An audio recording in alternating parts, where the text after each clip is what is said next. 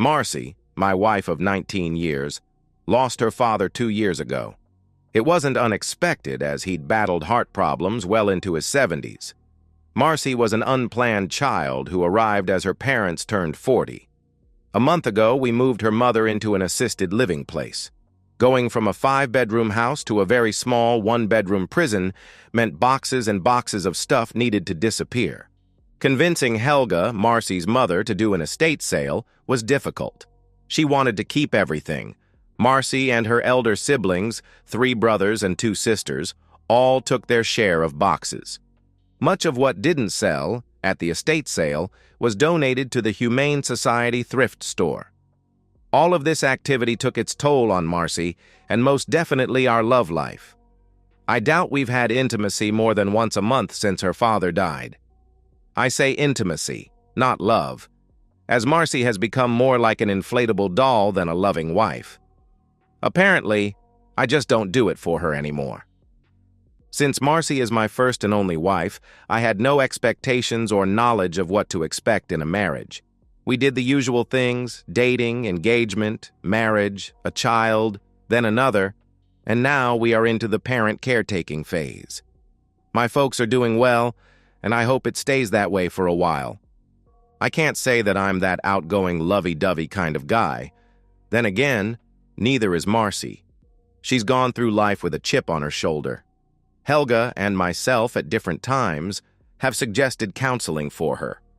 Not wanting my head handed back to me again, I've let it slide. I've got 2 great kids.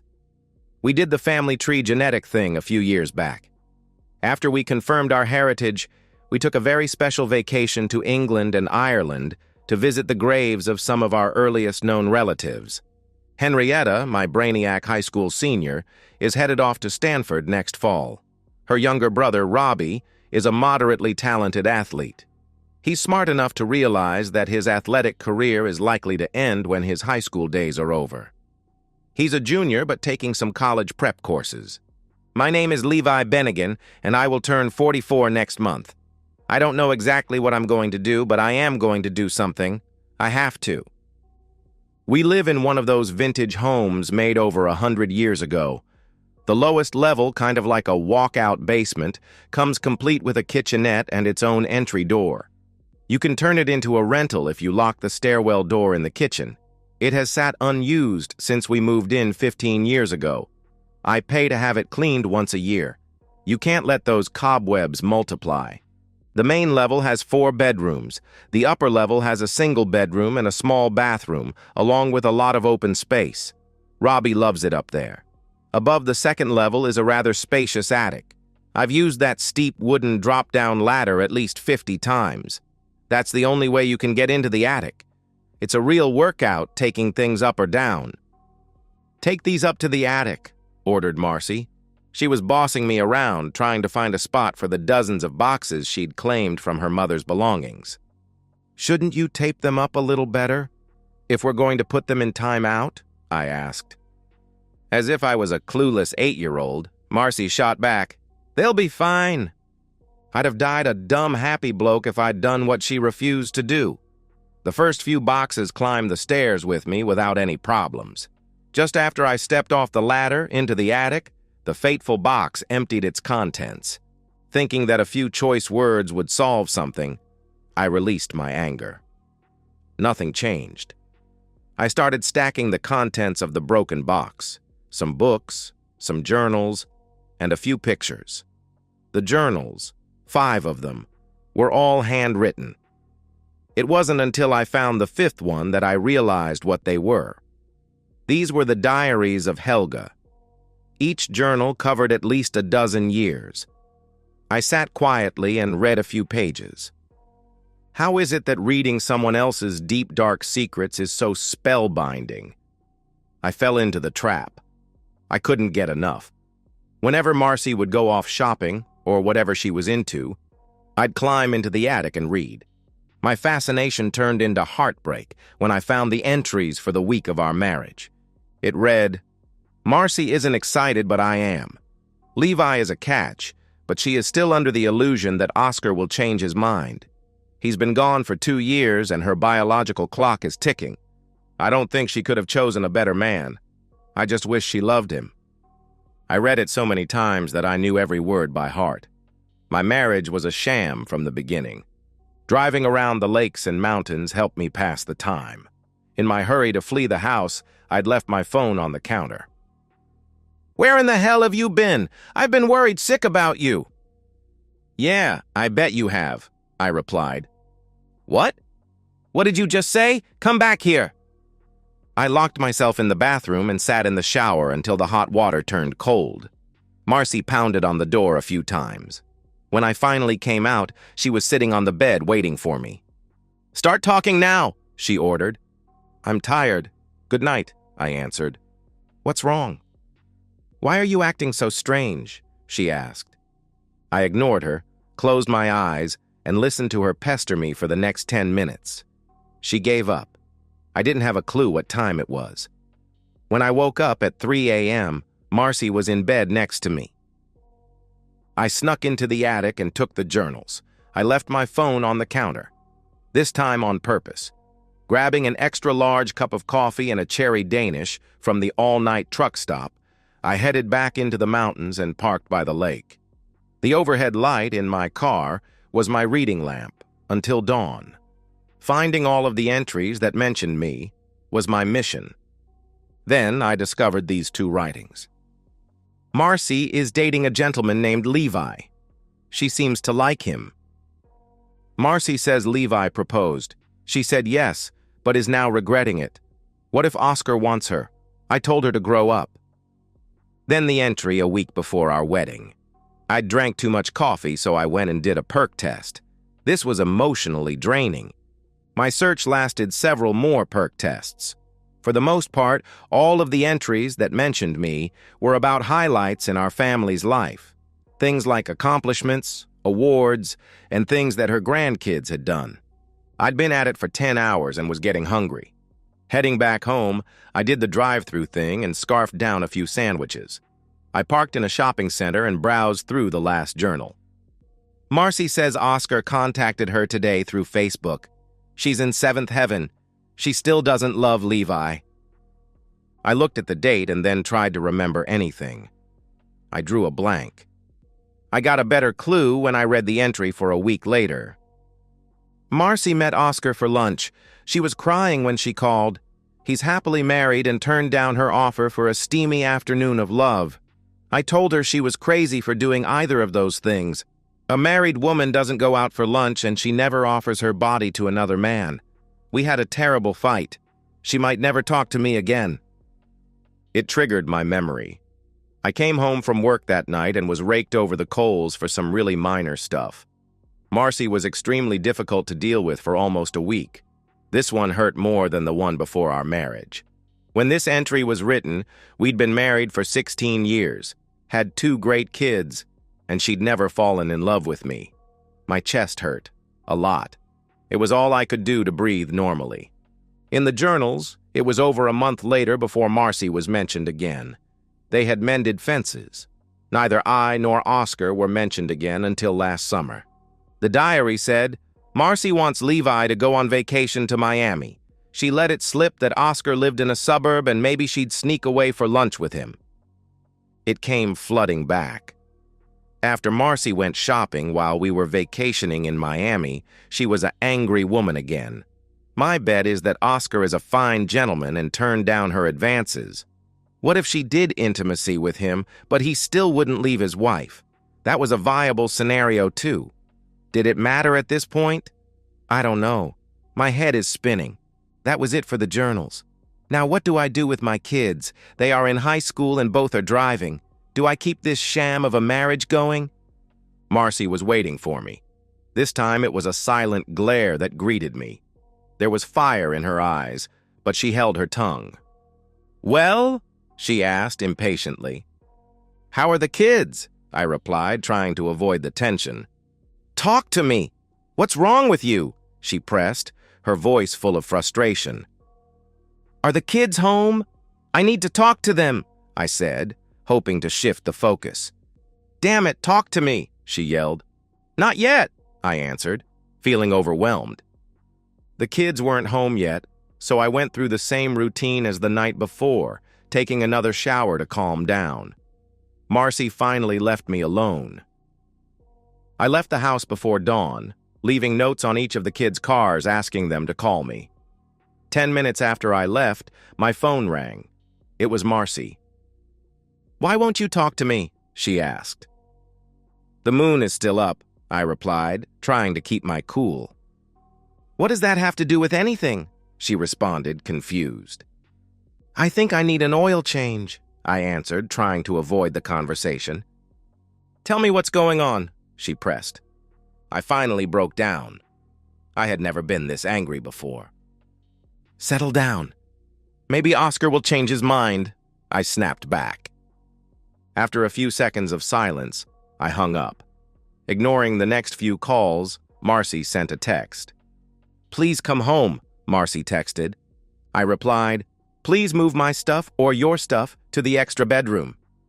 "We can work through this," she texted back. "Why would I want to?" I responded. "Please come home," she sent again, but I didn't answer. When Henrietta called, I set up a meeting for after school. Robbie was also able to make that meeting.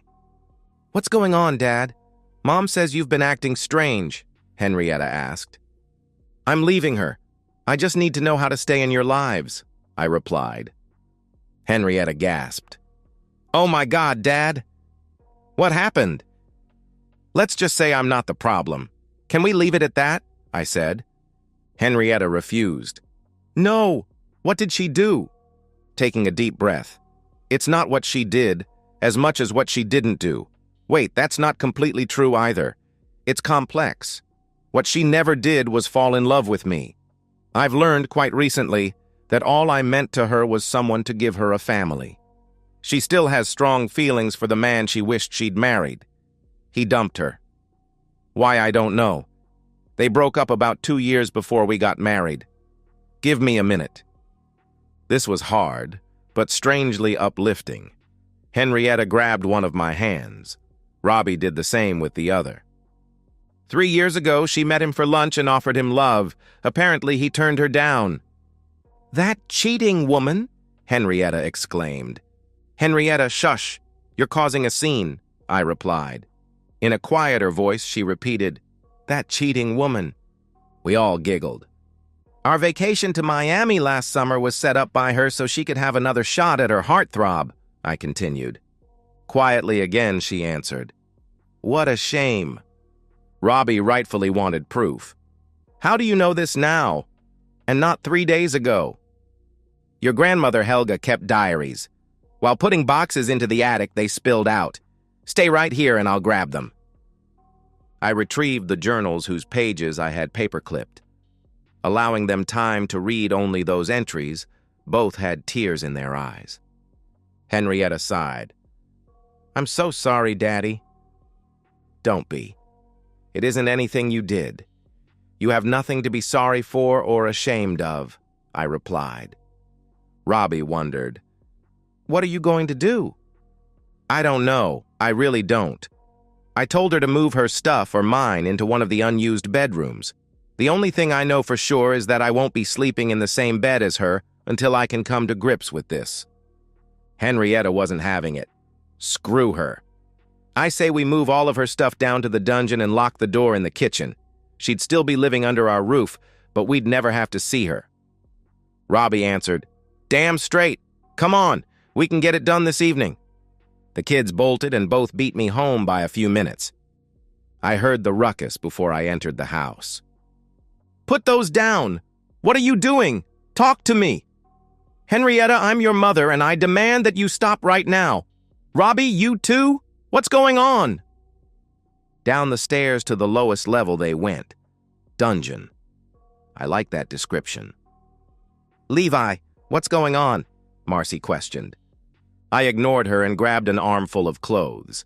My progress was slowed down when Marcy latched onto my arm. "Levi, damn it, talk to me," Marcy pleaded. Henrietta and Robbie were back. "Hi, Dad. I'll take those from you. Keep her out of our way." "You heard them, Marcy. Let's go into the kitchen." "What did you tell them?" Marcy asked. "The truth, as I know it. They no longer want to live with you. Since you're entitled to live under this roof, your new quarters are downstairs. If you need something, slip a note under the door. We'll set it on the top step for you." "Why? Why are you doing this?" Marcy questioned. "So you can pine for Oscar without having to deal with those that you don't love," I answered rudely. "What are you talking about? I love you. I love the kids," Marcy pleaded. "Can you honestly say that you ever gave me all of your love unconditionally?" I asked. At least she had a tiny conscience. She was struggling with a response. "I think so," she replied, her voice weak. "I don't," I said. "You love that I filled a need for you, but your heart has never truly been mine." "It has," she responded, confused. "Where is this coming from?" "Tell me," I pressed. "Since we got engaged, how many times have you met with Oscar without me being there?" Tears slowly started to fall down her face. "A few, I guess," she said quietly. "Well, take this legal pad and write me a confession. Not knowing what I already know, this should make for an interesting exercise. Now stay out of our way until you are removed from our lives." Marcy was hugging herself as the tears streamed down her face. The locksmith replaced the upper-level locks. Marcy's keys now only worked on her door. Rather than risking an accident, Henrietta and Robbie each grabbed an arm and lifted Marcy a few inches off the floor. Depositing her on the front lawn was a little humiliating. Henrietta dished it out. "There you go, Mom. We'd appreciate it if you wouldn't bring your dates home, but with your track record, who knows what you're capable of?" Marcy was a defeated woman. She sank to her knees and hugged herself tightly while fighting back the tears.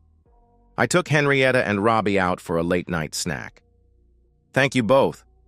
I think she got the message." Robbie jumped in. "I know she got the message. What's next, Dad?" "As I said earlier, I just don't know. Her heart never belonged to me. Mine always belonged to her. I think I'll get some help from a shrink to walk me through this. For the time being, try not to let this affect your grades. We'll probably be eating out a lot since you don't want me fixing meals." All three of us had muted our phones. We got quite a chuckle at the number of calls and texts Marcy had sent each of us. Returning home, I found a note under the dungeon door. Marcy needed a coffee pot, cups, and her beloved hazelnut blend. It was signed with a very large "I love you." I set the coffee things on the top step. It was quiet down below. Visions of Marcy in shackles and chains brought a smile to my face.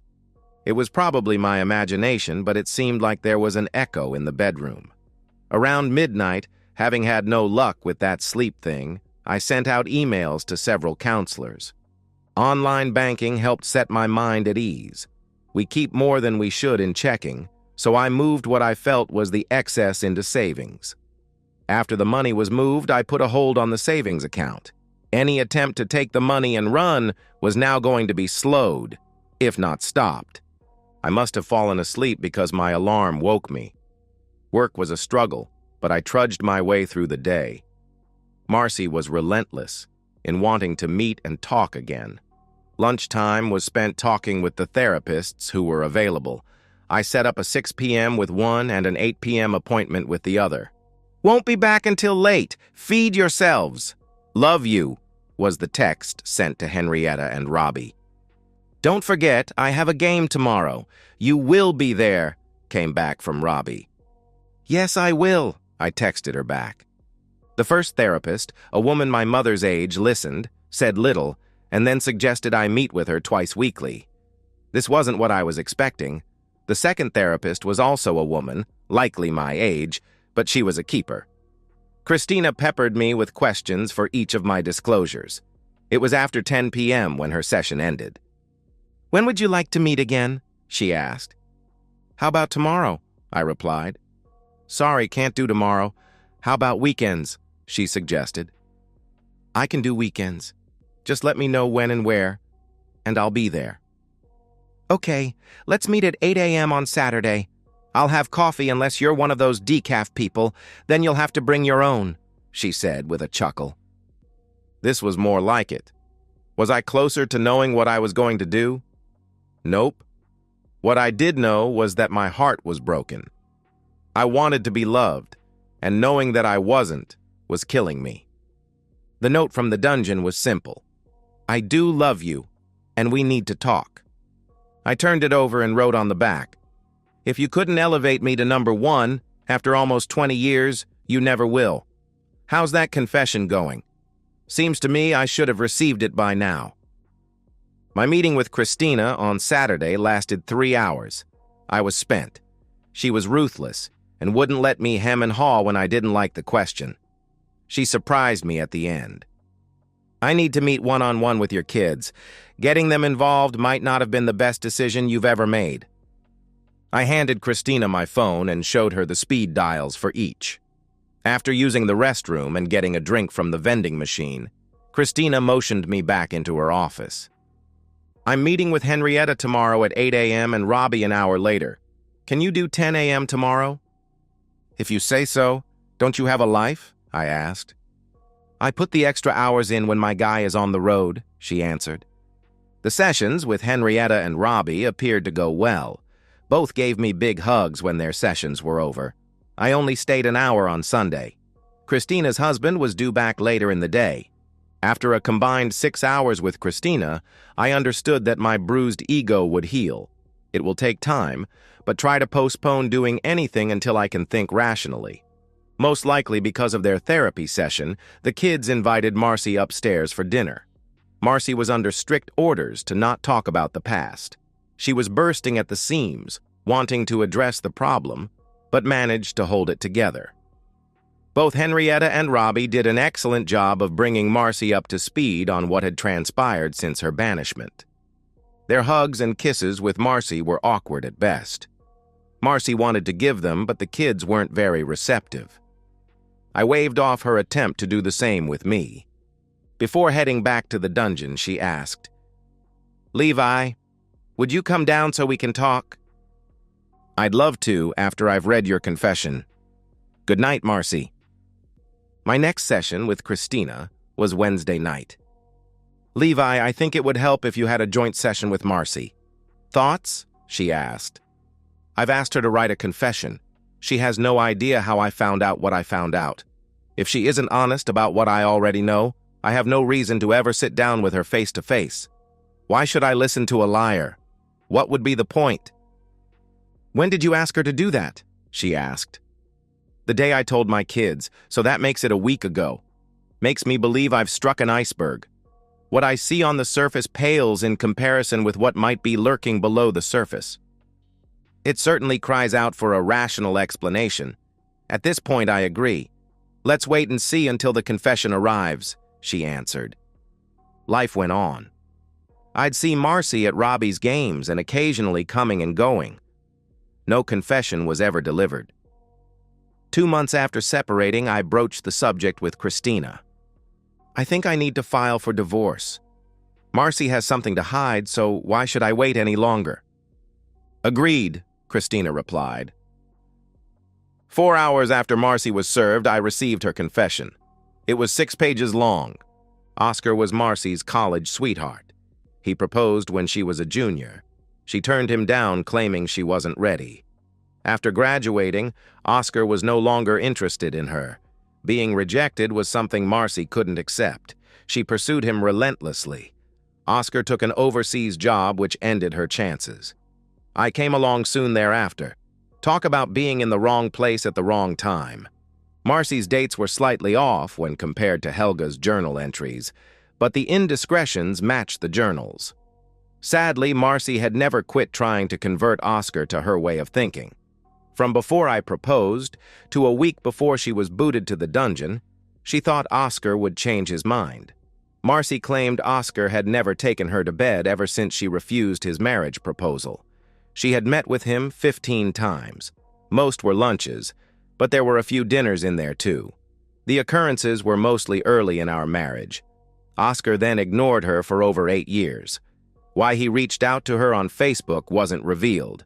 Several times a year, Marcy would call or email him. He would rarely respond. The ending just tied my stomach into knots. I was a fool. He wasn't interested in me, but I thought I could change his mind. Being forced apart from you has been the toughest thing I've ever had to deal with. I've been seeing a counselor. She would love to have a session with you and me together. Can we save this marriage? I hope so. I do love you. My next session with Christina was spirited. I vented. I cried. I listened. Why should I even try to save this marriage? She's a fraud. I've been used for over 19 years, I said. At the very least, you need closure. You think she can never truly forsake all others, but maybe it's worth hearing her out. Are you in a rush to get divorced? She asked. Not really. I just want to stop feeling like I'm on this emotional roller coaster, I replied. I think you're scared of forgiving her, and that's what's holding you back, she said. She doesn't deserve my love. It was never enough before, so why should I believe it is now? I responded. That's why you're going to sit through 2 joint sessions. We don't know everything yet, do we? She suggested. I agreed to attend a joint session with Marcy's counselor, and a week later we'd meet with Christina. Throughout all of this turmoil, Henrietta and Robbie were very supportive. Marcy tried using them to send messages. They were both smart enough to shut her down. There was a meek knock on the dungeon door. A small note card slid under the door. The note read, "You said we could talk if I confessed. When and where would you like to do that?" Damn it, I did say that, didn't I? Might as well get it over. I unlocked the door and pulled it open. Does now work? I asked. Marcy had that about-to-cry look to her. Yes, thank you, she replied. Shouldn't we wait to do this in front of the therapists? I asked. Yes and no. I don't want a divorce. I know I screwed up, but I never physically cheated on you. That has to count for something, she pleaded. Isn't it true that you offered Oscar intimacy? I asked. Dropping her head, she answered a weakly, yes. That's as bad as it gets. Saying it never happened could just be you trying to spin it. I really can't see my way around your actions. Let's save this for the therapists, I roared. All right, I do love you. I know you hate me right now, but I'll be here when that passes, Marcy replied. I tried to remain emotionless, although I wanted to scream at Marcy until she hurt as much as I did. When I pointed to the dungeon door, she left quietly.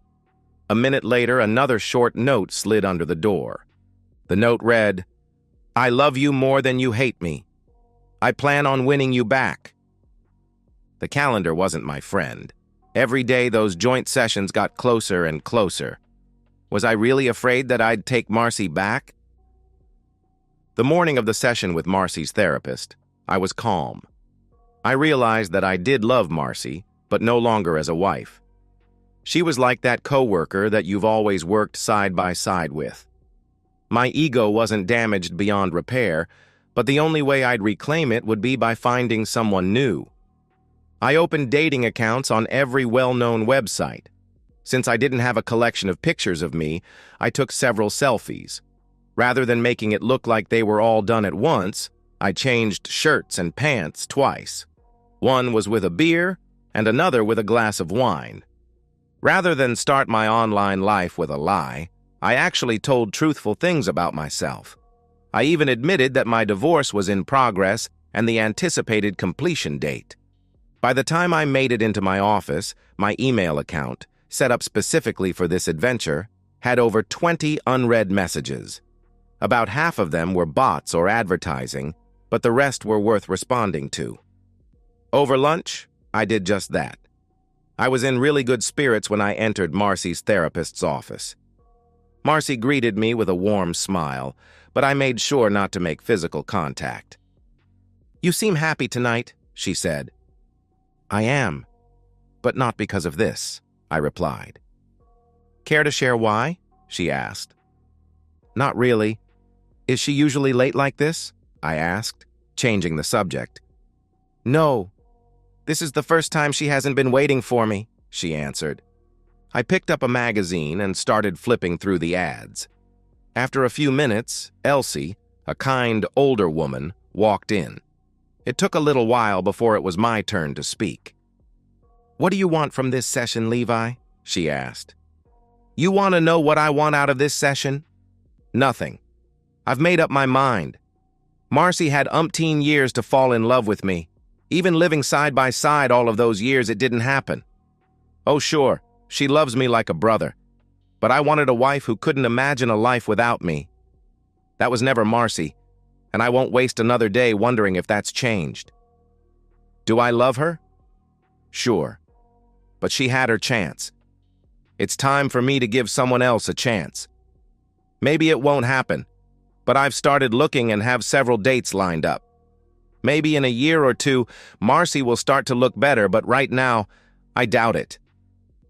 It was not my intent to make Marcy cry, but she did. Elsie tried. That's it? You're not willing to give her the benefit of the doubt? Have you figured out why I was never enough for her? She certainly hasn't told me, and at this point it doesn't matter.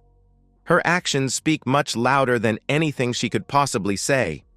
I hope she continues to see you, Elsie, as she is one messed up lady. Levi, there's no reason to resort to such crude language. Marcy, tell Levi what you told me, Elsie answered, wiping tears away. Levi, I never got over Oscar dumping me. Yes, it did interfere with make it our life, but I love you more than I ever loved Oscar. I'm going to be devastated if we end up divorced. Marcy, I wish you the best, but I have to see if I feel a different bond with another woman, one that you never felt with me. Maybe I will, but then again, maybe I won't. What I do know is that I have to try. The hour took forever, but I was calm throughout. We left agreeing that our next meeting would be with Christina. The following day, I let Christina know what had transpired. I also went out to dinner with my first website match. What an eye-opener, and not in a good way. This might take a lot longer than I thought. When we sat down with Christina, I was very upbeat. I was also a jerk. Levi, you're a little arrogant tonight. That's not helping, Christina admonished me. I know how we should spend this hour. I have no desire to get back together with Marcy, so maybe we can help her refine her seduction techniques. Oscar must have turned her down due to some flaws in her approach, I roared. There was a lot of name-calling and cursing from Marcy. All of it was deserved. So what? I'd answered the age-old question. Am I better off with her or without her? When you realize that your partner simply settled for you, it wasn't that tough of a decision. Even with court-ordered counseling, the divorce was granted 6 months later. I didn't want to disrupt the kids' lives, any more than this had already done, so Marcy continued to live in the dungeon until both graduated high school. At that point, we put the house up for sale. I told Marcy if she wanted Helga's stuff out of the attic, she could get it herself. I left the diaries, open to the damning pages, on top of that broken box. Every once in a while, I'll date a woman a second or third time, but as of yet, I'd rather donate my time where wanted. Helping others seems to be a good way to help yourself. There's one lady there who seems to want to flirt but then withdraws quickly. I'm guessing someone hurt her more than I'd been hurt. Through the kids, Marcy wants me to know that she's not dating. Not sure if that will ever matter to me. And that's the end of today's story. If you enjoyed it, please give this video a thumbs up and drop a comment below. Your support helps the algorithm push my content further. If you're new to the channel, don't forget to hit that subscribe button. It really helps me keep creating more stories for you. Thanks for watching, and I'll see you in the next one.